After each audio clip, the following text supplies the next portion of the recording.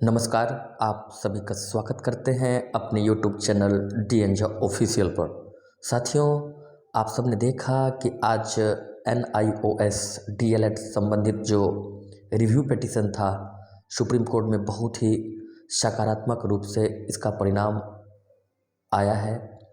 हालांकि जजमेंट की कॉपी अभी नहीं आई है, लेकिन जज साहब ने जो सुनवाई के दौरान बातें कही हैं उससे यह स्पष्ट है कि 10 अगस्त 2017 से पहले जो भी इन सर्विस टीचर थे, अर्थात सभी के सभी इन सर्विस टीचर थे, इसी आधार पर इनका NIOS DLED में एडमिशन हुआ था। तो सभी DLED धारी जो NIOS से किए हुए हैं वो सुप्रीम कोर्ट के नए निर्णय के अनुसार किसी भी भर्ती के लिए पात्र होंगे, वैध है। उनकी डिग्री सभी भर्तियों के लिए वैध है। और उन्होंने ये भी कहा है कि जो 28/11/2023 को जो उनके द्वारा जजमेंट दिया गया था, उनके अनुसार उसे ठीक से नहीं समझा गया और उसी पर उन्होंने अपना क्लैरिफिकेशन दिया है कि जो आज मैं क्लैरिफिकेशन दे रहा हूँ उसमें 10 अगस्त 2017 से पहले जितने भी इन सर्विस टीचर थे उनकी 18 महीने की डिग्री, हालांकि आज भी उन्होंने 18 महीने शब्द का उपयोग किया है, लेकिन 18 महीने की डिग्री वैध होगी किसी भी भर्ती के लिए। किसी भी इंस्टीट्यूशन में वो अपने प्रमोशन के लिए या अपनी बेहतरी के लिए आवेदन करना चाह रहे हैं, नौकरी बदलना चाह रहे हैं, तो उनकी डिग्री वैध होगी। तो अब सवाल उठता है कि जो BPSC TRE 1 में पहली बार जिन लोगों का रिजल्ट आया उन्होंने योगदान कर लिया, सुरक्षित हो गए। कुछ ऐसे भी कैंडिडेट थे जिनका सप्लीमेंट्री में रिजल्ट दिया गया, लेकिन काउंसलिंग के समय उन्हें बाहर कर दिया गया, अर्थात उनकी काउंसलिंग नहीं की गई, उनका ज्वाइनिंग नहीं हो पाया। इसके अतिरिक्त आपने देखा कि KVS का रिजल्ट तो डिक्लेयर हो चुका था, लेकिन दुर्भाग्य से उसी दिन सुप्रीम कोर्ट का जजमेंट आया और उसे ये समझा गया कि फ्रेश रिक्रूटमेंट के लिए ये डिग्री वैलिड नहीं है और इस आधार पर उनकी नियुक्ति रोक दी गई। हालांकि सीट को जरूर रिजर्व कर लिया गया है KVS के द्वारा।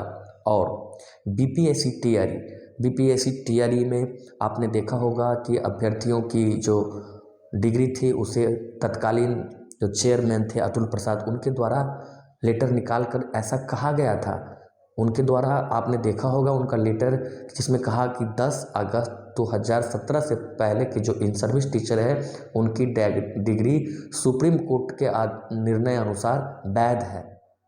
लेकिन बाद में पता नहीं क्या कारण रहा, कोई पॉलिटिकल प्रेशर हो या फिर जो भी कारण हो, बाद में उन्होंने NIOS DLED किए हुए अभ्यर्थियों का परीक्षा परिणाम घोषित नहीं किया।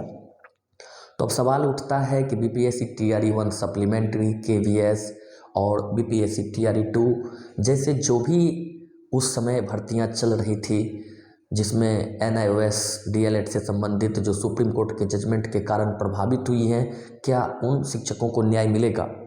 तो आप सभी जानते हैं कि इससे संबंधित मिसलेनियस एप्लीकेशन लगभग उन सभी राज्यों के द्वारा दायर किया गया है। अब जजमेंट की कॉपी आने के बाद ही सही स्थिति का पता चल पाएगा, लेकिन जहां तक मेरा मानना है बहुत अधिक संभावना बढ़ जाती है KVS के अभ्यर्थियों के लिए, चाहे BPSC TRE 1 के सप्लीमेंट्री में जिनका रिजल्ट हुआ है उनकी बात करें या TRE 2 में जो कट ऑफ को पार कर चुके हैं, ऐसे कैंडिडेट के ज्वाइनिंग की संभावना काफ़ी बढ़ जाती है। हो सकता है कि आज इस जजमेंट में इसका जो जिक्र हो या अगर इसमें नहीं हो तो जो मिसलेनियस एप्लीकेशन है उसके माध्यम से उन अभ्यर्थियों को राहत मिल जाए, इससे इनकार नहीं किया जा सकता है। तो साथियों, इसी प्रकार की ऑथेंटिक खबर आपको देते रहते हैं, आगे भी देते रहेंगे। अगर पेज पर नए हैं, चैनल को पहली बार देख रहे हैं तो सब्सक्राइब कीजिए और फिर मिलेंगे नई जानकारी के साथ। तब तक के लिए आप सभी का बहुत बहुत धन्यवाद।